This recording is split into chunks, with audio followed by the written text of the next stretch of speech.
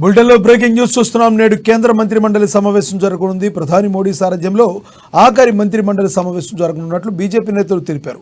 సుష్మా స్వరాజ్ భవన్లో సమావేశం కానున్నారు. ఇక బీజేపీ ఆర్ఎల్డీ మధ్య సీట్లు కుదిరినట్లు తెలుస్తుంది. యూపీలోని 80 సీట్లలో 2 ఆర్ఎల్డీకి కేటాయించారు. బాగ్పత్ బిజ్నోర్ స్థానాలు ఆర్ఎల్డీకి కేటాయించారు. గత 5 ఏళ్లలో ఎన్డీఏ సాధించిన విజయాలపై నేతలు చర్చించనున్నారు. పార్లమెంట్ ఎన్నికల్లో గెలిపే లక్ష్యంగా ముందుకు వెళ్లే దిశగా ప్రణాళికలు రూపొందిస్తున్నట్లు నేతలు అభిప్రాయం వ్యక్తం చేస్తున్నారు.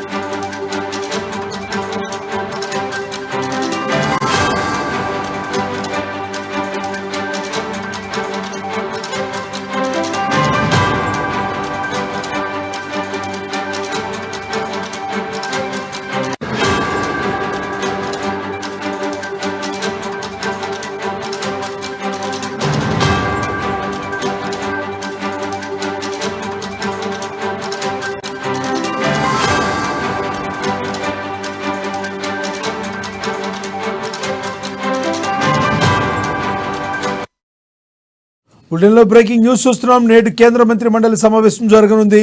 ప్రధాని మోడీ సారథ్యంలో ఆఖరి మంత్రిమండలి సమావేశం జరుగుతున్నట్లు బీజేపీ నేతలు తెలిపారు. సుష్మా స్వరాజ్ భవన్లో సమావేశం కానున్నారు. ఇక బీజేపీ ఆర్ఎల్డీ మధ్య సీట్లు కుదిరినట్లు తెలుస్తుంది. యూపీలోని 80 సీట్లలో ఈ 2 ఆర్ఎల్డీకి కేటాయించారు.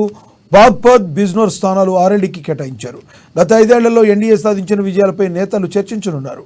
పార్లమెంట్ ఎన్నికల్లో గెలిపే లక్ష్యంగా ముందుకు వెళ్లే దిశగా ప్రణాళికలు రూపొందిస్తున్నట్లు నేతలు తమ అభిప్రాయం వ్యక్తం చేస్తున్నారు.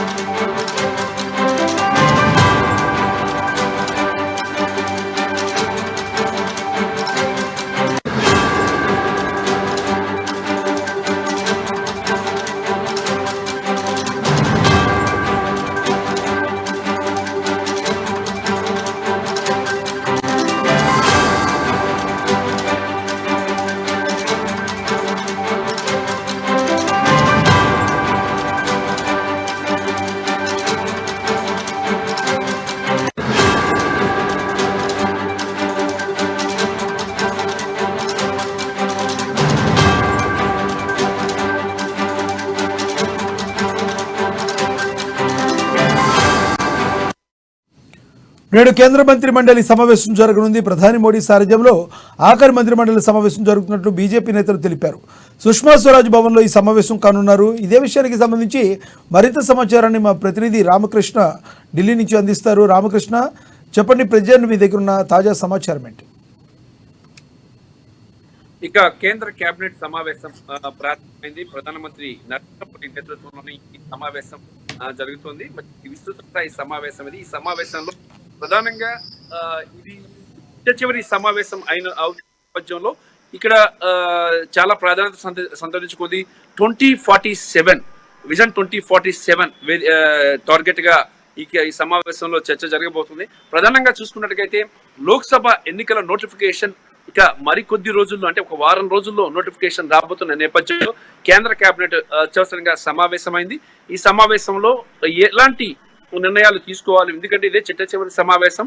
ఇక బడ్జెట్ కి దాదాపుగా పెండింగ్ ప్రాజెక్ట్స్ ఏమున్నాయి, ఆ పెండింగ్ ప్రాజెక్ట్స్ సంబంధించి నిర్ణయాలు తీసుకోవాలి.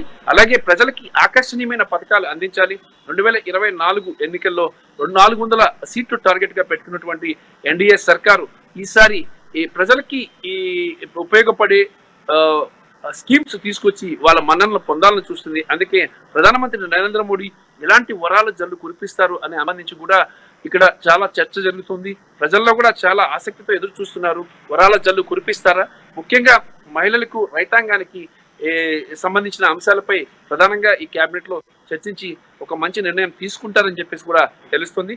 విద్య, వైద్యం, అలాగే ఆరోగ్యం, వీటన్నిటికి సంబంధించి కూడా కీలకమైన ప్రకటనలు వెలువడతాయని చెప్పేసి కూడా తెలుస్తోంది.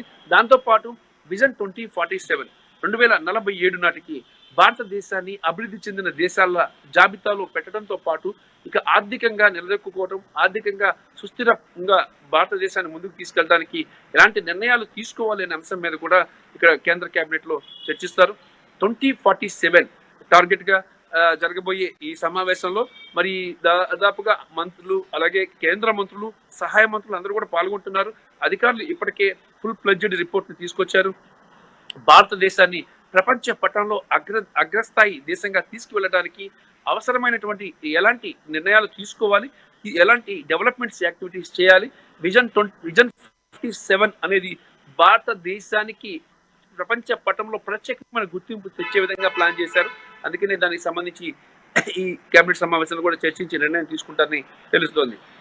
Thank you Ramakrishna.